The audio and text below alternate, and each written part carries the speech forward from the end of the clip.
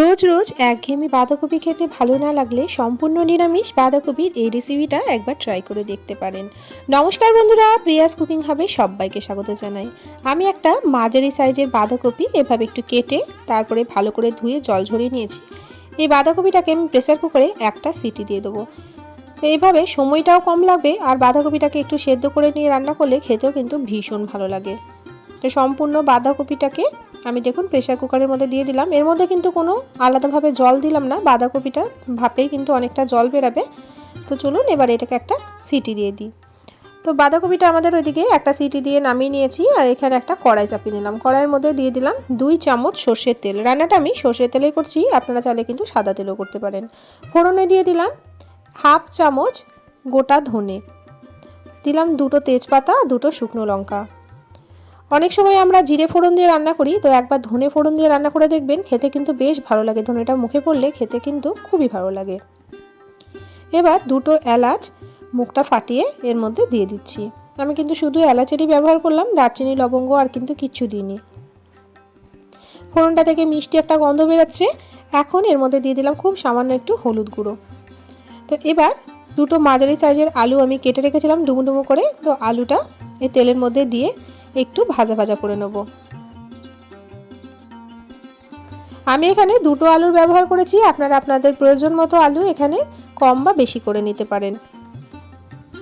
তো আলুটা দেখুন একটু ভাজা ভাজা হয়ে গেছে। তো এখন এর মধ্যে দিয়ে দিচ্ছি একটা ছোট্ট সাইজের টমেটো। তো টমেটোকে এইভাবে আমি একটু কেটে নিয়েছি। টমেটোর পিউরি কিন্তু ব্যবহার করতেই পারেন আপনারা, তবে আমি এখানে টমেটো পিউরি আর ব্যবহার করলাম না, টমেটোটাকে কেটে দিলাম। আর এখানে দিয়েছি 2 চামচ আদা আর কাঁচা লঙ্কা বাটা। এরপর কিছু গুঁড়ো মশলা অ্যাড করব। দিয়ে দিচ্ছি 1 চামচ জিরে গুঁড়ো, ধনে গুঁড়ো দিচ্ছি আমি 1.5 চামচ।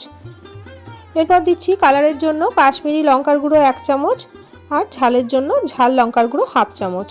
আমি যেহেতু কাঁচা লঙ্কা বেটে ব্যবহার করেছি তাই ঝাল লঙ্কার গুঁড়োটা একটু কম ব্যবহার করলাম। আপনারা ঝালটা যে যেমন খেতে পছন্দ করেন সেই রকম এখানে দিয়ে দেবেন।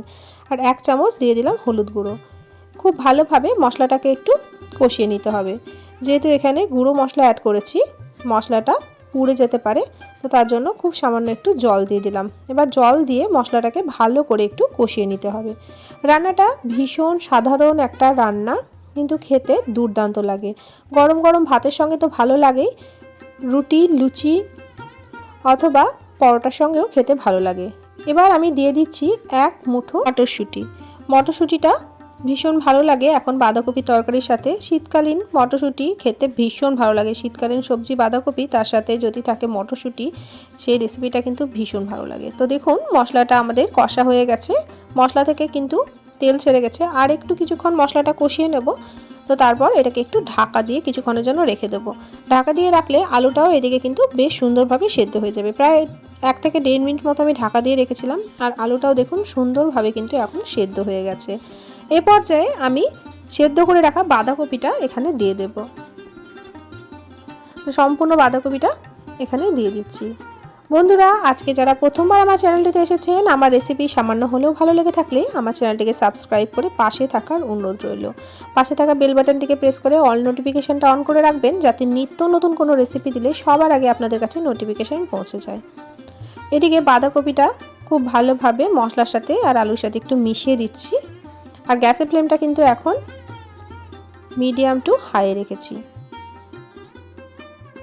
এর আগে কিন্তু মশলা কষানোর সময় গ্যাসের ফ্লেমটা একদম লোতে রেখেছিলাম। তো খুব ভালোভাবে বাঁধাকপিটাকে মশলার সাথে একটু মিশিয়ে দিলাম। এখনও পর্যন্ত কিন্তু আমরা লবণের ব্যবহার করিনি। এবার এর মধ্যে আমরা লবণটা পরিমাণ মতো দিয়ে দেব। তো বন্ধুরা, আমি এখানে স্বাদ অনুযায়ী লবণ ব্যবহার করলাম। তো আপনারা লবণটা আপনাদের স্বাদ অনুযায়ী এখানে ব্যবহার করে নেবেন। যেহেতু এটা সম্পূর্ণ নিরামিষ রান্না, তো তার জন্য টেস্টের ব্যালেন্সের জন্য দিয়ে দিচ্ছি খুব সামান্য একটু চিনি। চিনিটা অপশনাল, আপনারা না চাইলে নাও দিতে পারেন, তবে চিনি দিলে টেস্টের ব্যালেন্সটা হবে। তো লবণ আর চিনি ভালোভাবে বাঁধাকপির সাথে মিশিয়ে একটু নাড়াচাড়া করে দিচ্ছি। এই বাঁধাকপির রেসিপিটা খিচুড়ির সাথে খেতেও কিন্তু ভীষণ ভালো লাগে বন্ধুরা। আমি কিন্তু এই রেসিপিটা খিচুড়ির সাথেই বানিয়েছিলাম। তো খুব খুব ভালোভাবে গ্যাসের ফ্লেমটা মিডিয়াম টু হাই রেখে একটু কষিয়ে নিতে হবে। তো এখন দেখুন কষাতে কষাতে বাঁধাকপিটা কিন্তু একদম শুকনো শুকনো হয়ে গেছে। তো এখন শেষে দিয়ে দিচ্ছি 1 চামচ মতো শাহি গরম মশলা। এরপর দিয়ে দিচ্ছি ঘি। যেহেতু এখন শীতকাল, ঘিটা জমে আছে, তো এখানে এই 1 চামচ মতো ঘি আমি কিন্তু দিয়ে দিলাম। ঘি গরম মশলাটা দেওয়ার পর সব শেষে দিয়ে দিচ্ছি কিছুটা ফ্রেশ ধনেপাতা কুচি। ধনেপাতাটা এখন শীতকালীন যেহেতু ভীষণ ভালো লাগে খেতে, তো ধনেপাতাটা বাড়িতে হাতের কাছে থাকলে অবশ্যই দেওয়ার চেষ্টা করবেন। এবার সবগুলোকে ভালো করে একটু বাঁধাকপির সবজির সঙ্গে মিশিয়ে দিচ্ছি। এই বাঁধাকপির রেসিপিটা কিন্তু প্রায় আমাদের শেষের দিকে। একটু যদি জল জলা থাকে সেটাকে গ্যাসের ফ্লেমটা হাই করে একদম জলটাকে শুকিয়ে নিতে হবে। তো আমাদের রেসিপিটা হয়ে গেল। এবার ঢাকা দিয়ে কিছুক্ষণ স্ট্যান্ডিং টাইমে রেখে তারপর গরম গরম ভাতের সাথে পরিবেশন করব। গ্যাসের ফ্লেমটা আমি অফ করে দিলাম। তো বন্ধুরা, আজকের রেসিপি কেমন লাগলো অবশ্যই আমাকে কমেন্ট করে জানাবেন। রেসিপি ভালো লাগলে প্রিয়জনদের সঙ্গে শেয়ার করতে কিন্তু ভুলবেন না। আজকের মতো আসি, দেখা হবে অন্যদিন অন্য একটা রেসিপির সাথে।